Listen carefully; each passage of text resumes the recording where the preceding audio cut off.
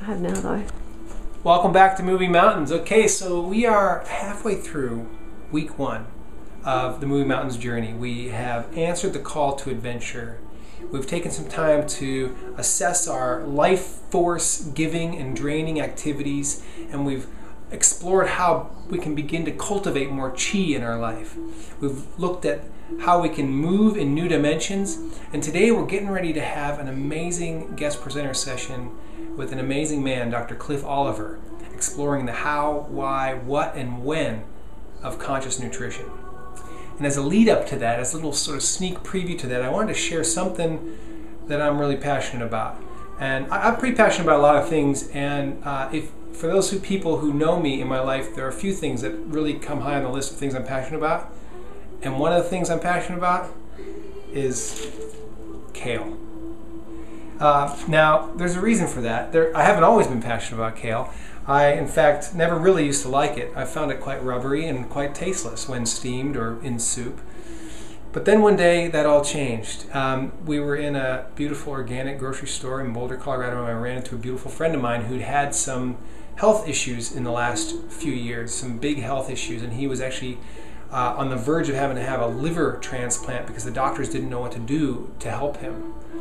And he made some dramatic shifts to his diet and really kind of took his health and his well-being into his own hands.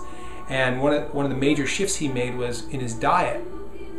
And along the path of his dietary changes that he made, he was turned on to and discovered a way of eating kale that made it not only really beautiful tasting, but made it extremely accessible by the body and something that could basically come in as sort of a superfood into our bodies.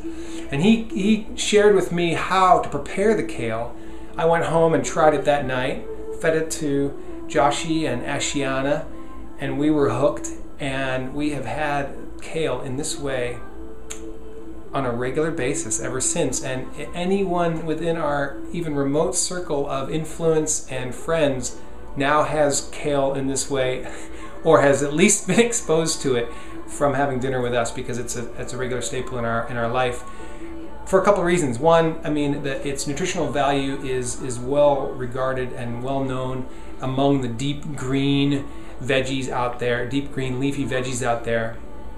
And this particular way of preparing it, for me physically, has I have experienced few foods that I have had a genuine experience of genuine energy transference, where I eat the food and it goes into my body and I instantly feel more alive, more connected, better, more energized. It's kind of a bit like that sort of halftime period of soccer way back when they give you those oranges, and it was sort of like they gave you a little kind of piece of super bionic food, and then you go back out and kick some goals. Anyway, enough talk about the kale. I want to show you how to cook it. Well, or how not to cook it, and then we'll see if you get the kale fever like I got it. So when we start out with kale, and what I want you to do is make sure it's clean, make sure your hands are really clean, and we're just going to cut it. We're just going to cut it.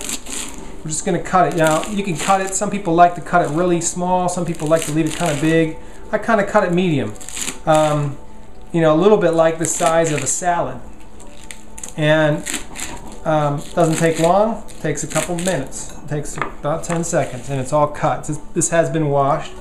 Put it in the bowl, and then what we're going to do is we're going to get a half of a lemon, and we're gonna, if it's a big batch and you're making it for your whole family, you might need a whole lemon, but we start with a half a lemon, and we just squeeze that lemon in there. We just crank it in, and really give it a good solid squeezing. Right? And then we're going to grab some organic, cold pressed, extra virgin olive oil. And we're going to put a little bit of that in there. We're going to be quite generous with the olive oil. I'm quite happy about being that generous. And then we're going to take a few healthy pinches of organic Celtic sea salt, depending on how much kale you've got.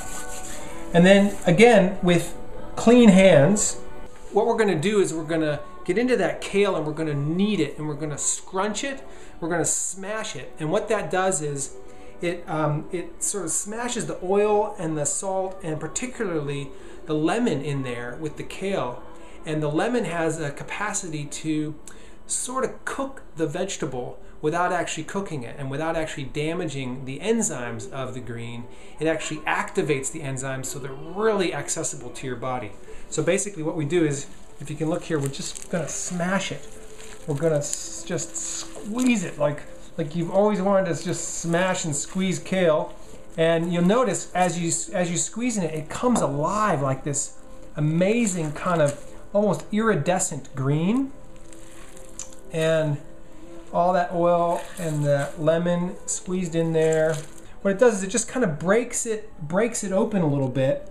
And like I said, it just kind of activates the enzymes. And so in my experience, what it does is it just makes this leafy green vegetable, which is oftentimes really hard to have in a salad and has been unpopular in the past to the point that it's often used in display windows to sit underneath other things, you know, or it's like that garnish that nobody eats on the side of their plate. But when it's prepared like this, oh my God, it's magic.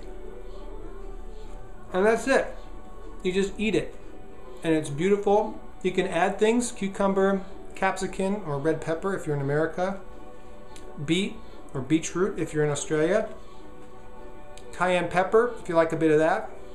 Experiment, have fun. Sprouts, whatever. You can put it in a salad, you can have it on the side of something, you can have it on rice, you can have it plain. And that's about all I got to say about the kale.